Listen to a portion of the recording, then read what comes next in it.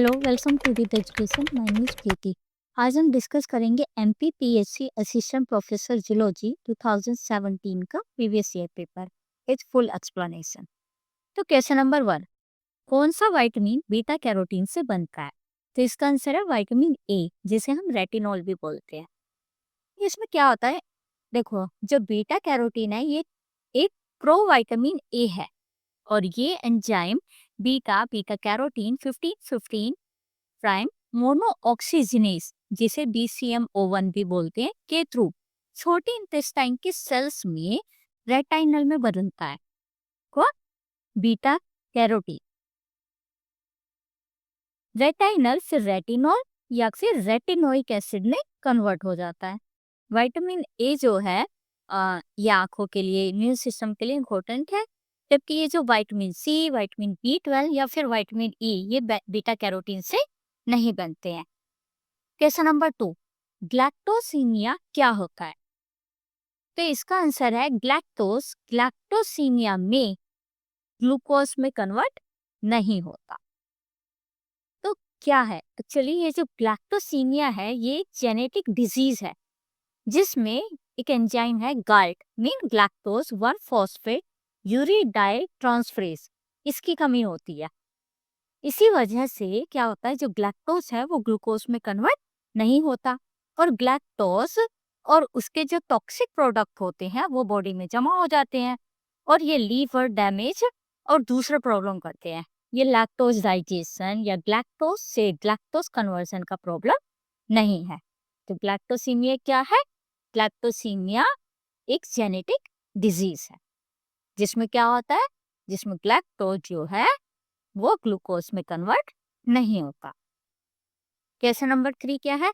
कौन से दो विटामिन लिपिड सोल्यूबल होते हैं? तो इसका आंसर है vitamin A and vitamin D. तो देखिए, जो फैट सोल्यूबल विटामिन होते हैं वो कौन कौन से? ए, डी, ई, के। ये फैट के साथ एब्सॉर्ब होते हैं और लीवर या फिर एडिकोस टिश्यू में स्टोर होते हैं। जबकि वाटर सोल्यूबल है हमारे बी एच सी, ये पानी में घुलते हैं और स्टोर नहीं होते। तो इसका आंसर क्या है? Vitamin A and vitamin D lipid soluble vitamin है। क्वेश्चन नंबर 4, सेल साइकिल की किस फेज में डीएनए सिंथेसिस होता है? इसका आंसर है एस फेज, सिंथेसिस फेज।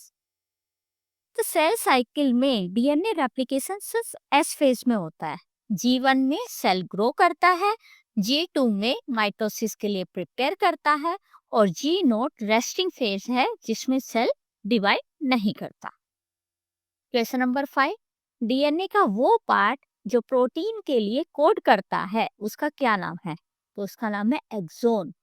तो हमारी जो जीन होती है, जीन में दो पार्ट होते हैं, एक्सोन जो कोडिंग होते हैं और प्रोटीन बनाते हैं, जबकि जो इंट्रॉन होते हैं ये नॉन कोडिंग होते हैं और इनसे कोई प्रोटीन नहीं बनती है। ये एमआरएनए प्रोसेसिंग के दौरान क्या होता है, इंट्रॉन जो है वो कट करके बाहर निकाल दिए जाते हैं जीन से। प्रोटीन बनाने वाला पार्ट सिर्फ कौन है? एक्सोन। क्वेश्चन नंबर 6, मेटास्टेसिस किससे एसोसिएटेड होता है? तो ये एसोसिएटेड है कैंसर से। तो देखिए, ये जो मेटास्टेसिस है ये एक ऐसा प्रोसेस है जिसमें कैंसर सेल्स प्राइमरी ट्यूमर से निकल के ब्लड या लिम्फ वेसल के थ्रू बॉडी के दूसरे ऑर्गन तक पहुंच जाते हैं और वहां सेकेंडरी ट्यूमर बना लेते हैं, जैसे लंग्स में, लीवर में या ब्रेन में। यही रीजन है कैंसर डेंजरस बन जाता है। देखिए, जो MMP एंजाइम है मैट्रिक्स को तोड़ते हैं और सेल को इन्वेट करने देते हैं। ई कैथेरिन लॉस से सेल सेल एडिशन कम हो जाता है, उससे और ज्यादा इन्वेजन होता है। तो मेटास्टेसिस है हॉलमार्क ऑफ मैलिग्नेंसी, एक कैंसर की फॉर्म है। क्वेश्चन नंबर 7, एथेरोस्क्लेरोसिस में फैटी प्लाक किस जगह बनते हैं? तो एथेरोस्क्लेरोसिस में फैटी प्लाक जो है वो आर्टरीज में बनते हैं। इस डिसऑर्डर में क्या होता है, LDL कोलेस्ट्रॉल, मैक्रोफाज और स्मूथ मसल सेल्स मिलकर आर्टरीज की वॉल में प्लाक बना देते हैं। इससे ब्लड फ्लो ब्लॉक होता है और हार्ट अटैक या स्ट्रोक जैसा रिस्क होता है। आर्टरीज में प्रेशर हाई होता है, इसीलिए वही टारगेट बनती है। फोम सेल्स फोम होते हैं जब मैक्रोफाज ऑक्सीडाइज एलडीएल को एनगल्फ करते हैं। अर्ली स्टेज में एंडोथेलियल डैमेज ट्रिगर करता है इस प्रोसेस को। क्वेश्चन नंबर 1, ट्रांसपोजोन की डिस्कवरी का क्रेडिट किसको जाता है? तो इसका आंसर है बारबरा मैकलिंगटन को 1915। तो एक्सप्लेनेशन क्या है इसका? मैकलिंगटन ने मेज प्लांट में पहली बार जंपिंग जीन, जिनको हम ट्रांसपोजोन भी कहते हैं, उसको डिस्कवर किया था। ये जीन अपनी पोजीशन जीनोम में चेंज कर सकती है, जिससे जीन एक्सप्रेशन भी अफेक्ट होता है। असल होता क्या है, दो टाइप के ट्रांसपोजोन होते हैं हमारे, एक होते हैं डीएनए ट्रांसपोजोन और एक होते हैं रिट्रो ट्रांसपोजोन। डीएनए ट्रांसपोजन क्या है? जीन का कट होके दूसरी जगह पेस्ट हो जाना। जबकि रिट्रो ट्रांसपोजन क्या होते हैं? कॉपी एंड पेस्ट, तो दो जगह है सेम जीन। और एंजाइम कौन सा काम करता है ट्रांसपोजन्स में? ट्रांसपोजेस। और इनका क्या इंपॉर्टेंस है? ट्रांसपोजोन का इवोल्यूशन में, जेनेटिक वेरिएशन में और म्यूटेशन में ये मेजर रोल प्ले करते हैं। क्वेश्चन नंबर 9, एचआईवी के अगेंस्ट वैक्सीन बनाना मुश्किल क्यों है? तो इसका आंसर है ए, इट म्यूटेट्स रैपिडली। तो एचआईवी में क्या होता है? एक एंजाइम है जिसका नाम है रिवर्स ट्रांसक्रिप्टेज। इस एंजाइम का काम है, जो एचआईवी का रिवर्स ट्रांसक्रिप्टेज एंजाइम होता है, ये प्रूफरीडिंग करता ही नहीं है। उसकी वजह से क्या होता है, इसके जीन में म्यूटेशन रेट बहुत हाई होता है। और स्पेशली कौन से में? GP120 एनवलप की जो जीन होती है, उसकी प्रोटीन जो है जीन में चेंज होगा तो प्रोटीन भी फ्रिक्वेंटली चेंज होती रहती है। इससे क्या होगा? जब ये कौन जो है, जब ये वायरस किसी सेल को अफेक्ट करेगा या फिर इन्फेक्ट करेगा, तो पिछली बार लास्ट टाइम जब इस सेम एचआईवी वायरस ने इन्फेक्ट किया है, तो उसके अगेंस्ट एंटीबॉडी बन गई। जब ये एचआईवी वायरस दोबारा से इन्फेक्ट करेगा तो ये एंटीबॉडी कंफ्यूज हो जाएंगी, क्योंकि इसमें बहुत तेजी से म्यूटेशन होता है। तो इससे इम्यून सिस्टम जो है वो कंफ्यूज हो जाता है। तो इसीलिए एचआईवी के लिए कभी वैक्सीन बन ही नहीं पाई है, इस म्यूटेशन की वजह से। तो इनमें म्यूटेशन रेट बहुत ज्यादा है, तो ये इम्यून सिस्टम को आसानी से स्किप कर जाते हैं। एचआईवी लेटेंसी होती है, वायरस होस्ट सेल में छुप के आराम से बैठा रहता है। और वैक्सीन बनाना टफ है, चाहे ह्यूमरल हो या फिर सेलुलर इम्यूनिटी जो है, वैक्सीन बनाने के लिए इन दोनों की जरूरत है। अब जब ये इतनी तेजी से म्यूटेट हो रहा है, तो मीन इसके अगेंस्ट इम्यूनिटी जनरेट करना is not easy. Question number 10, organ transplant rejection का मेन रीजन क्या है? इसका मेन रीजन है डिफरेंट MHC एंटीजन। अगर डोनर और रेसिपिएंट के MHC या फिर HLA एंटीजन अलग होते हैं, तो रेसिपिएंट का इम्यून सिस्टम उस ऑर्गन को फौरन समझ के, मतलब वो सेल का पार्ट नहीं है, वो बाहर का एक पार्ट है, और ये सोच के उस पर अटैक करेगा। MHC मैचिंग इसीलिए क्रूशियल होती है। जो MHC क्लास 1 है, सभी न्यूक्लिएटेड सेल्स पर होती है, और MHC क्लास 2 जो है वो एंटीजन प्रेजेंटिंग सेल्स पर होती है। और जो T सेल्स है वो ट्रांसप्लांट को रिजेक्ट करने का मेजर काम करती है। क्वेश्चन नंबर 11, मेथिमोग्लोबिन क्या है? ये एक ऑक्सीडाइज हीमोग्लोबिन है। तो मेथिमोग्लोबिन एक ऐसी फॉर्म है जिसमें फेरस ऑक्सीडाइज होकर फेरिक बन जाता है। इस फॉर्म में ऑक्सीजन बाइंडिंग नहीं हो पाती और ऑक्सीजन ट्रांसपोर्ट रिड्यूस हो जाता है। और ये किसमें दिखता है? ये दिखता है नाइट्रेट पॉइजनिंग में और कोजेनाइटल कंडीशन में। Question number 12, expiratory reserve volume of lung is the volume of air which can be exhaled by forceful expiration। तो क्या है ये expiratory reserve volume of lung? ये वो एक्स्ट्रा एयर होती है जो आप नॉर्मल, जब तुम एक्सपिरेशन करते हो उसके बाद फोर्सफुली निकाल सकते हो। इसका वॉल्यूम 1000 से 1200 ml होता है। तो ये हमारे लंग्स की कितनी अच्छी इलास्टिसिटी है, कैसी स्ट्रेंथ है, अ, उस पर डिपेंड करता है, उससे रिलेटेड है। जैसे हमने एक बार सांस लिया, फिर नॉर्मली हमने सांस छोड़ा, और सांस छोड़ने के बाद भी अगर कुछ वॉल्यूम जो बचा हुआ है, उसको ही हम बोलते हैं reserve volume of lung. Explanatory reserve volume of lung. Question number 13। तो क्वेश्चन नंबर 13 क्या कहता है? More the particle pressure of CO2, more is the dissociation of HbO2 into Hb plus O2, and what is this called? तो ये क्या है? Bohr effect. तो Bohr effect क्या होता है? बोहर इफेक्ट जब CO2 ज्यादा होती है या फिर pH जो है वो लो होता है, तब हीमोग्लोबिन जो है वो क्या करता है? ऑक्सीजन छोड़ देता है। अब ऑक्सीजन छोड़ देता है तो ऑक्सीजन का डिसोसिएशन जो है वो बढ़ जाता है। जैसे देखो, जब हमारी बॉडी में टिश्यू एक्टिवली काम कर रहे होते हैं, जैसे हम एक्सरसाइज वगैरह कर रहे होते हैं, तो CO2 प्रोड्यूस होता है। अब ये CO2 वाटर के साथ रिएक्ट करता है और क्या बनाता है? Carbonic acid.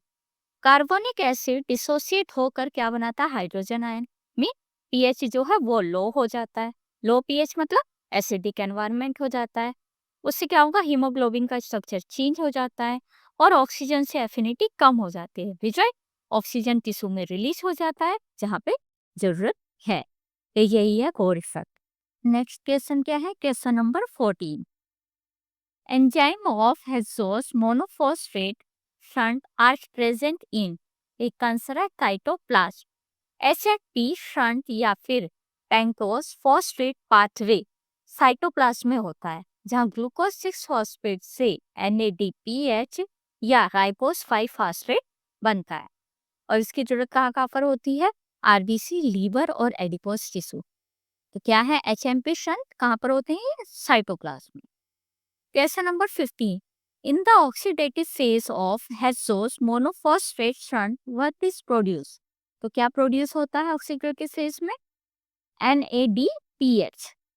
तो ऑक्सीडेटिव फेज का मेजर प्रोडक्ट है NADPH, जो रिडक्टिव बायोसिंथेसिस और रोस डिटॉक्सिफिकेशन में हेल्प करता है, और ये सपोर्ट करता है ग्लूटाथायोन रीजनरेशन में।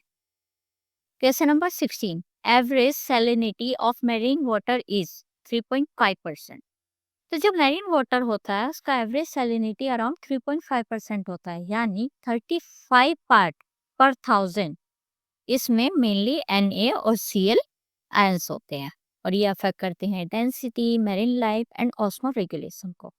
तो average salinity of marine water is 3.5%।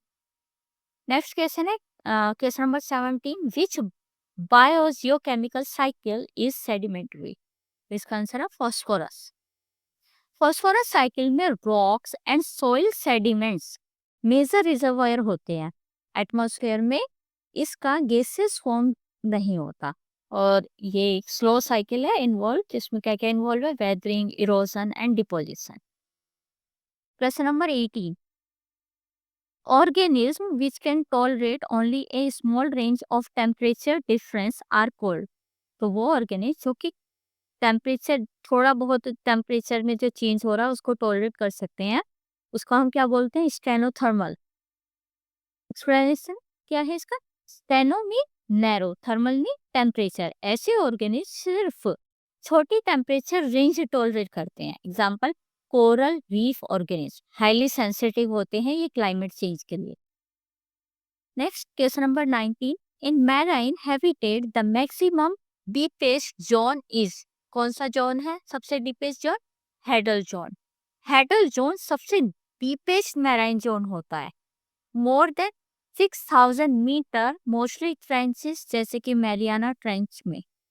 No light, no pressure, specially adapted organism. तो मैरीन हैबिटेट में मैक्सिमम डीपेस्ट जोन कौन सा? Hadal zone. Question number 20। In which layer of atmosphere do people live? तो हम कौन सी layer में रहते हैं? ट्रोपोस्फेयर में। हम ट्रोपोस्फेयर में रहते हैं। ये सरफेस से लेकर आज से या फिर 18 किलोमीटर तक होती है। यही वेदर सिस्टम और क्लाउड्स बनते हैं। Contain 75% of atmospheric mass. Next question number 21। Conductive of nerve impulse क्या होता है? Electrochemical process. जब नर्व इम्पल्स ट्रेवल करता है तो एक्सॉन के थ्रू इलेक्ट्रिकल सिग्नल जाता है और साइनेप्स पर एक केमिकल ट्रांसमिशन होती है, इसीलिए इसे इलेक्ट्रोकेमिकल प्रोसेस कहते हैं। इसमें इलेक्ट्रिक सिग्नल भी जा रहा है और केमिकल ट्रांसमिशन हो रहा है, तो हो गया electrochemical process. Question number 22, islet of Langerhans की कौन सी सेल ग्लूकागोन हार्मोन बनाती है? तो कौन सी सेल्स बनाती है? अल्फा, इसका आंसर है alpha. Alpha cells glucagon hormone बनाती है जो ब्लड शुगर को बढ़ाता है। बीटा सेल्स इंसुलिन बनाती है। क्वेश्चन नंबर 23, प्रोकैरियोट्स में जेनेटिक कोड का इनिशिएशन कोडोन क्या होता है? एयूजी। एयूजी एक स्टार्ट कोडोन है जो ट्रांसलेशन को स्टार्ट करता है। ये मेथियोनिन एमिनो एसिड को कोड करता है। क्वेश्चन नंबर 24, इनमें से कौन सा प्रोटीन नहीं है? तो हिमेटीन। देखिए, जो हिमेटीन है ये एक आयरन कंटेनिंग कंपाउंड है, इसमें हिम ग्रुप होता है, लेकिन ये प्रोटीन नहीं है। बाकी सब जैसे कि एक्टिन, एल्ब्यूमिन और मायोसिन ये सब प्रोटीन है। क्वेश्चन नंबर 25, कोलिसाइथीमिया में किसकी संख्या ज्यादा बढ़ जाती है? तो कोलिसाइथीमिया में इरिथ्रोसाइट्स की संख्या बढ़ जाती है। पॉलीसाइथेमिया एक कंडीशन है जिसमें आरबीसी, जिसको हम इरिथ्रोसाइट्स भी कहते हैं, इसका नंबर बढ़ जाता है और ये प्रॉब्लमेटिक होता है। क्वेश्चन नंबर 26, मैमल्स में कफर सेल्स कहाँ मिलती हैं? तो ये मिलती है लीवर में। कफर सेल्स लीवर के मैक्रोफाइज होते हैं जो ओल्ड आरबीसी को डिस्ट्रॉय करते हैं और इम्यूनिटी में रोल प्ले करते हैं। क्वेश्चन नंबर 27, स्पॉनिंग के लिए फ्रेश वाटर फिश का सी वाटर की तरफ माइग्रेशन क्या कहलाता है? तो क्या कहलाता है? कैटेड्रोमस माइग्रेशन। जो कैटेड्रोमस फिशेस जैसे कि ईल फ्रेश वाटर में रहती हैं, लेकिन स्पॉनिंग के लिए सी वाटर चली जाती हैं। जो एनाड्रोमस होती हैं उनमें उल्टा होता है, जैसे सैल्मन, वो क्या करती हैं? वो कहाँ रहती हैं? सी वाटर में रहती हैं और वो कहाँ चली जाती हैं स्पॉनिंग के लिए? फ्रेश वाटर में। क्वेश्चन नंबर 28, कुशिंग सिंड्रोम का मेन कॉज क्या है? इसका मेन कॉज क्या है? Excessive secretion of adrenal cortex. तो जो कुशिंग सिंड्रोम है ये होता है जब एड्रिनल कॉर्टेक्स से कोर्टिसोल हार्मोन ज्यादा बनने लगता है, जिससे मेटाबॉलिज्म और फैट डिस्ट्रीब्यूशन में प्रॉब्लम होती है। क्वेश्चन नंबर 29, हेंस एग में 4 सोमाइट स्टेज किस समय दिखाई देती है? तो इसका आंसर है 24 आवर्स में। हैन एग डेवलपमेंट के दौरान 24 आवर्स के 4 सोमाइट्स दिखाई देते हैं। ये मेसोडर्मल स्ट्रक्चर होते हैं जो वर्टिब्रा बनाते हैं। क्वेश्चन नंबर 30, मैमल्स में किस टाइप का सेंट्रम होता है? तो इनमें होता है एसाइलस। एसाइलस सेंट्रा मैमल्स में मिलते हैं जिनके दोनों एंड्स फ्लैट होते हैं। ये स्ट्रॉन्ग वर्टिब्रल कॉलम बनाने में हेल्प करते हैं।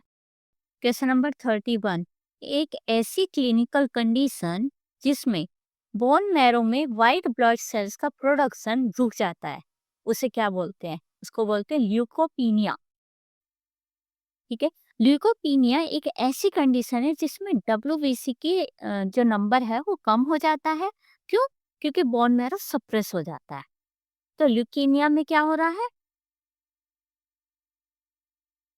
यहाँ पर दो टर्म है, ल्यूकोपीनिया। ल्यूकोपीनिया में क्या हो रहा है? डब्ल्यूबीसी का नंबर कम हो रहा है। एक होता है ल्यूकीमिया, इसमें डब्ल्यूबीसी की अनकंट्रोल्ड ग्रोथ होती है। एक होता है एनीमिया जिसमें आरबीसी का नंबर कम हो जाता है। एक होता है इयोसिनोफिलिया जिसमें इयो इयोसिनोफिल्स जो है वो बढ़ते हैं। क्वेश्चन नंबर 32, क्रेब्स साइकिल में बिना ईटीएस के एक एटीपी कब बनता है? तो इसका आंसर है answer A, option A succinyl coenzyme A, जिससे सक्सेनिक एसिड बनता है। तो ये स्टेप जो है सबस्ट्रेट लेवल फॉस्फोराइलेशन के थ्रू होता है जिसमें जीपीपी एटीपी डायरेक्टली बनता है। क्वेश्चन नंबर 33, कौन सा सब्सटेंस ग्लोमेरुलर फिल्ट्रेट में एब्सेंट होता है लेकिन ट्यूब्यूल्स से सिक्रीट होता है और यूरिन में मिलता है? तो इसका आंसर है hydrogen ions. Hydrogen ions actively secrete किए जाते हैं डिस्टल ट्यूब्यूल और कलेक्टिंग डक्ट में एसिड बेस बैलेंस के लिए। ग्लूकोज फिल्ट्रेट में होता है बट रीअब्सॉर्ब हो जाता है। यूरिया और सोडियम फिल्ट्रेट में पहले से रहते हैं। क्वेश्चन नंबर 34, वो टेम्परेचर रेंज जिसमें इंसान ना गर्मी महसूस करता है और ना ही ठंड, तो और थर्मो न्यूट्रल जोन क्या है? तो वो कौन सा जोन है thermo neutral zone? 25 to 30 degree. तो इस रेंज में बॉडी को थर्मो रेगुलेशन में एनर्जी एक्सपेंड नहीं करनी पड़ती, इसलिए थर्मो न्यूट्रल कहते हैं। तभी बोलते हैं ना कि भाई एसी का टेम्परेचर 25 रखो। Question number 35, fat soluble vitamin के एब्जॉर्प्शन के लिए क्या होना जरूरी है? तो fat and organic bile salts. Fat soluble vitamin क्या क्या है? पहले भी पढ़े थे एडीई के। इनका एब्जॉर्प्शन जो है मिसल फॉर्मेशन से होता है, जिसमें ऑर्गेनिक बाइल सॉल्ट जरूरी होते हैं। Question number 36, multi cellular animals जिनके पास टिश्यू ग्रेड ऑफ ऑर्गेनाइजेशन नहीं होता उन्हें क्या बोलते हैं? उनको क्या बोलते हैं? पैराजोआ। पैराजोआ में टिश्यू नहीं होता, जैसे स्पंजिस, पोरिफेरा। यूमेटाजोआ में ट्रू टिश्यू होते हैं। प्रोटोजोआ यूनिसेलुलर होते हैं। 37, कौन सा हार्मोन लीडिंग सेल्स को टेस्टोस्टेरोन हार्मोन बनाने के लिए स्टिमुलेट करता है? तो ये है LH hormone, utilizing hormone. Utilizing hormone leading cells को स्टिमुलेट करता है टेस्टोस्टेरोन सिक्रीट करने के लिए। एफएसएच जो है वो मेनली साइटोली सेल पर अफेक्ट करता है। एस्ट्रोजन और थायरोक्सिन इस प्रोसेस में इन्वॉल्व नहीं है। क्वेश्चन नंबर 38, हीमोसाइनिन पिगमेंट किस एनिमल ग्रुप में मिलता है? तो ये मिलता है मोलस्क में। हीमोसाइलिन ब्लू ब्लड पिगमेंट होता है जो मोलस्क और आर्थ्रोपोड्स में पाया जाता है। एनिलीड में हीमोग्लोबिन होता है। कोरीफेरा में पिगमेंट नहीं होता। इकाइनोडर्मेटा में वाटर वेस्कुलर सिस्टम होता है। क्वेश्चन नंबर 39, कौन सा प्रोटीन एजिंग में इंपॉर्टेंट रोल प्ले करता है? तो कौन सा प्रोटीन करता है? कोलाजन। कोलाजन की क्वालिटी और क्वांटिटी कम होने से स्किन और टिश्यू जो है वो एजिंग दिखाते हैं। तो ये जो एक्टिन, ट्यूबुलिन और मायोसिन है, ये सेल स्ट्रक्चर और मूवमेंट में काम करते हैं। कोलाजन है मेनली हमारी स्किन को मजबूत बनाए रखने के लिए। सो ये कोलाजन। क्वेश्चन नंबर 40, इरिथ्रोब्लास्टोसिस पोर्टैलिस का प्राइम कॉज क्या है डेवलपिंग फीटस में? तो इसका इरिथ्रोब्लास्टोसिस पोर्टैलिस का प्राइम कॉज क्या है? एग्लूटिनेशन। एग्लूटिनेशन में आरबीसी क्लम्पिंग, जिसमें आरबीसी क्लम्प होता है जब फीटस और मदर के ब्लड ग्रुप जो है इनकम्पैटिबल होते हैं।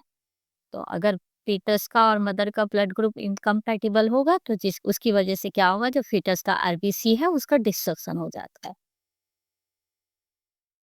क्वेश्चन नंबर 41, सेल बायोलॉजी में सबसे छोटी मेजरमेंट यूनिट क्या है? Angstrom. Question number 42, cell organelle को एक दूसरे से फिजिकली कैसे अलग करते हैं? इन लैब में मोस्टली पीपल सेंट्रीफ्यूगेशन टेक्निक का ही यूज करते हैं। सेंट्रीफ्यूगेशन ऑर्गेनिल को साइज और डेंसिटी के बेसिस पर अलग करता है। माइक्रोफेज से तो हम बस देख सकते हैं, अलग नहीं कर सकते हैं। क्रोमेटोग्राफी जो है अलग चीजें सेपरेट करती है, मतलब ये ऑर्गेनिल्स को सेपरेट करने के लिए नहीं है क्रोमेटोग्राफी। और जैसे कि एफिनिटी क्रोमेटोग्राफी जो है प्रोटीन के लिए है। रेडियो एक्टिव ट्रेसेस जो है वो ट्रेसिंग के लिए यूज होता है, सप्रेशन के लिए नहीं होता। क्वेश्चन नंबर 43, बिना फर्टिलाइजेशन के एग डेवलपमेंट को क्या कहते हैं? फर्टिलाइजेशन नहीं हुआ है फिर भी एग डेवलप हो रहा है, तो ये यहाँ क्या हुआ है? यहाँ पर हुआ है पार्थेनोजेनेसिस। पार्थेनोजेनेसिस में फीमेल एग फर्टिलाइजेशन के बिना ही डेवलप होता है। एम्ब्रियोनिक इंडक्शन डेवलपमेंट प्रोसेस है। एसेक्सुअल रिप्रोडक्शन में अलग प्रोसेस है ये। और टेरिटोजेनेसिस एबनॉर्मल डेवलपमेंट को कहते हैं। क्वेश्चन नंबर 44, निम्न में से कौन सा एनिमल फाइलम आर्थ्रोपोड का है? इन्होंने डिफरेंट एनिमल दे दिए हैं हमको। इनमें से कौन सा आर्थ्रोपोड से बिलोंग करता है? सिल्वर फिश घरों में मिलती है ना, व्हाइट कलर की छोटी छोटी घूमती रहती हैं झिंगर के साथ, उन्हीं को हम ये सिल्वर फिश कहते हैं। ये इंसेक्ट जैसा ऑर्गेनिज्म है। जबकि जो डेविल फिश है, कटर फिश है और जेली फिश है, ये मोलस्क या फिर निडेरियन के मेंबर है। क्वेश्चन नंबर 45, कौन से एरा में ज्यादातर डायनासोर एक्सटिंक्ट हुए थे? क्रीटेशियस में। क्रीटेशियस पीरियड में डायनासोर का मास एक्सटेंशन हुआ था। जुरेसिक और ट्रायसिक में तो डायनासोर जिंदा थे, मूवी देखी हमने जुरेसिक, हाँ। सिनोजॉइक में मैमल्स का पीरियड हुआ है, स्टार्ट हुआ है। तो सिनोजॉइक मैमल, जुरेसिक ट्रायसिक डायनासोर, और खत्म कब हुए डायनासोर? क्रीटेशियस में। क्वेश्चन नंबर 46, लाइनफेल्टर सिंड्रोम में क्रोमोसोम का अरेंजमेंट कैसा होता है? तो लाइनफेल्टर सिंड्रोम में होता है XXY। इसमें क्या हो रहा है? लाइनफेल्टर सिंड्रोम में मेल के पास एक एक्स्ट्रा एक्स क्रोमोसोम होता है, जिसको एक्स्ट्रा, तो XY में एक और एक्स एक्स्ट्रा जुड़ गया। नॉर्मल मेल XY होता है, नॉर्मल फीमेल XS होती है। अगर एक एक्स्ट्रा Y आ गया तो ये एक रेयर मेल क्रोमोसोम कंडीशन है, लेकिन ये लाइनफेल्टर नहीं है। Question number 47, right optic arc is present in, किसमें होती है राइट ऑप्टिक आर्क? बर्ड्स में। Question number 48, pheromone that brings immediate effect on recipient is called रिलीजर effect. रिलीजर pheromones जो हैं वो बिहेवियर चेंज लाते हैं एकदम से, जैसे अट्रैक्ट, मेट को अट्रैक्ट करने के लिए या फिर एग्रेशन को ट्रिगर करने के लिए। प्राइमरी इफेक्ट जो है ये ब्रॉड टर्म है, ये फेरोमोन्स से रिलेटेड नहीं है। Lee hood and Helen Bruce effect जो है ये स्पेसिफिक फेरोमोन इफेक्ट है related to reproductive cycle, not immediate behaviour change. तो फेरोमोन जो कि इमीडिएट इफेक्ट लाते हैं रेसिपिएंट पर, वो क्या है? रिलीजर इफेक्ट। जैसे कि मोर नाचता है मोरनी को देखकर, ठीक है, तो ये रिलीजर इफेक्ट है। Question number 49, in a typical cell which RNA is found in maximum quantity? सबसे ज्यादा कौन सा आरएनए है सेल्स के अंदर? RNA, ribosomal RNA. तो जो राइबोसोमल आरएनए है ये मेजॉरिटी ऑफ सेलुलर आरएनए है और ये कोर ऑफ राइबोसोम है। एमआरएनए और टीआरएनए भी होते हैं बट ये थोड़ा कम होते हैं कंपैरेटिवली, जबकि जो आरएनए इंटरफेरेंस है ये रेगुलेटरी होते हैं और ये सबसे कम क्वांटिटी में पाए जाते हैं। Question number 50, in normal conversation of human the level of sound is, जब हम नॉर्मली बात करते हैं तो हमारे साउंड का लेवल क्या है? 60 dB। Normal human conversation typically जो रेंज हो, टिपिकल उसकी जो रेंज होती है वो अराउंड 60 डेसिबल होती है। 30-40 डेसिबल जो होती है क्वाइट रूम नॉइज है, और 120 डेसिबल जो है बहुत लाउड, जैसे जेट इंजन की आवाज होती है।